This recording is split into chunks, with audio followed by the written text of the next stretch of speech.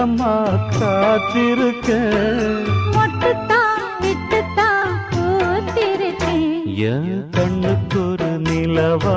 ஒன்ன படைச்சான் ஏன்